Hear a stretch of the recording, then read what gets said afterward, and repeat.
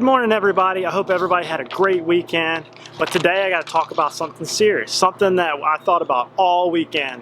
And I felt like I might have downplayed it a little bit on the prior video. But today I woke up in a fury. I woke up saying I need to do something about this because Panama City and Mexico Beach has been utterly destroyed. Like, all the footage has been coming in over the weekend and people have been getting in there and really seeing what's going on with this devastation.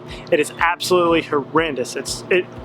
It's really touching to my heart. They're just a couple hours down the road, and me and Brant had planned on getting in the trucks today and going down there and seeing what we could do, seeing what kind of light we could bring on the subject.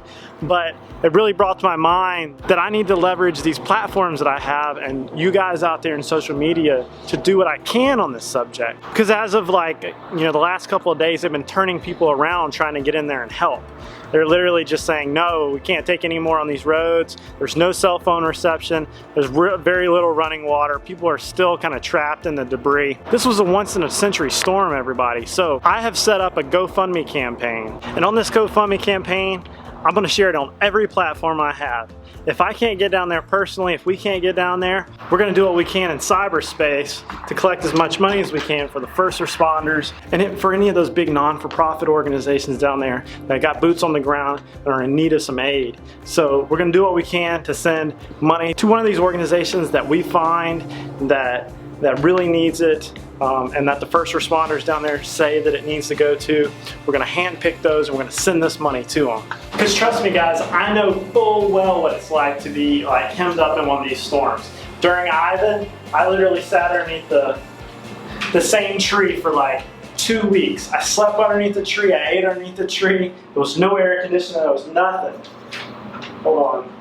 And it's literally nothing to play with, guys. Like, it is an awful time. There's not even ice to keep meat cold. Like, food was a problem. Food prep was a problem. It was really a tough time. Like, trust me when I say it. If it wasn't for like the neighbors banding together and people sending aid, the National Guard, and a lot of really risky fuel truckers to get fuel out there, it would have been a really hard time for us.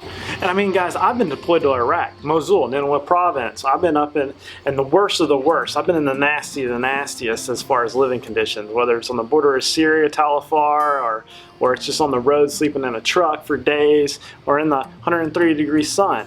But this is different. This is families. These are kids. These are, people that are just in a tight spot right now, and we're trying to help out the best we can. Because I never really ask for anything basically of anybody on the internet. I'm just here for entertainment and for fun and bringing lightheartedness to subjects. But this is truly a heart-wrenching experience. After hearing from the people on Facebook, on my personal Facebook, and from reports that are coming out of the area, this is one a hurricane of the last 100 years. It's pure devastation. So if you can just spare 10 cents, $1, or even 20 bucks, we're gonna send it down there if you send it to us. This is no scam, this is 100%. I'm even gonna videotape me sending it to the actual people we decide to send it to. So you're gonna find out who it is. But if you can do anything, or even just share this video, or just the link, that's all we care about, just to get the message out there. Whatever you can do. Because I woke up really passionate about this subject. I was basically thinking about it all night. What can I do? And I was like, hey, I've built these platforms on social media. That's what these are for, to get the message out there. And that's what I'm gonna do. I'm getting it out there. I'm trying to do my part, even if it's from 2 hours away, to send help. So just do what you can. Thanks. Thanks, whatever you can do. Thanks. All right, guys, so this weekend, on a high note, me and Samantha went to Atlanta.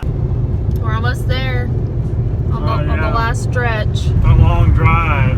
Long drive. I did half of it. We were in a traffic jam the whole time. And this is like the high note of entrepreneurial stuff. See, our families, my family, Samantha's family, we're like this big hodgepodge of entrepreneurs. Like, we always got something going. We've always got some kind of cool idea, some way to like shift, make money, like to, you know, because I think one of the biggest things as a man in life is to be able to stand on your own 2 feet, support your own self with your own idea. That's like the culmination of like capitalism. For you to be able to support your entire livelihood with your own 2 hands.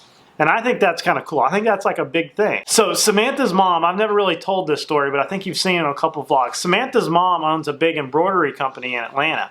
And it's something she started out of just the basement of her house with no money. She just started. And it has turned into this humongous embroidery company. And now they go to events and they set up as vendors and they work like things like Cheer Off. So we went to Cheer Off. It is like an all hands on deck type story where Samantha's mom requires the whole family to be there to help.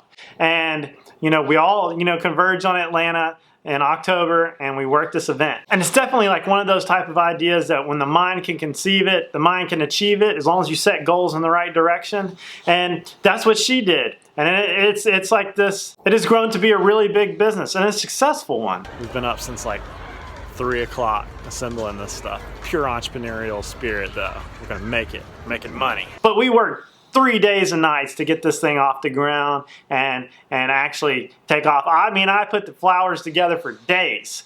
And I learned to be a florist. I think, you know, like you got to take jobs to learn trades, not really like to say I'm going to do this forever. But I know how to do flowers now. All right, we're all done. All done. It's a good day. I made more money than Samantha. What are you saying? Jack always cuts me off.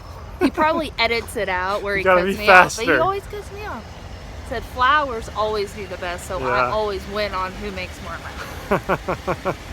She did sell them out fast. But once we pulled it off, we headed home. Samantha took me to Trader Joe's, which was the first time I've ever been there. I've drank their wine a lot, but I've never actually been there. So me and Samantha journeyed like 30 minutes, an hour out of the way to go to Trader Joe's. Trader Joe's. Look, you can see downtown Atlanta. It's right there. Gotta get some. Did you cut me off again? No, I didn't cut you off. Gotta get some wine. Just gotta get some Stocking cheap up wine on for the Trader office Joe people. wine. We went in there, it's like $2 chuck for days, okay? Cheapest wine on the planet, and it's pretty tasty. So we went in there, we got us 3 big old crates, 1 for us, 2 for Samantha's friends at work because they sent us money when they knew we were going to Trader Joe's. And the weekend turned out great, and then we journeyed home. But that's really it for this vlog, guys. I just wanted to like show y'all what was going on, both with the hurricane. Don't forget to donate a little bit down there or just spread the link. And that's really it for this vlog. I just wanted to show you what was going on this weekend. See you later. We're on our last stretch. Yep. On 400 and we hit traffic. Yep, we're stuck. Almost home. Well, almost to my parents. Not really home. I didn't grow up in this house, so almost to my parents' house.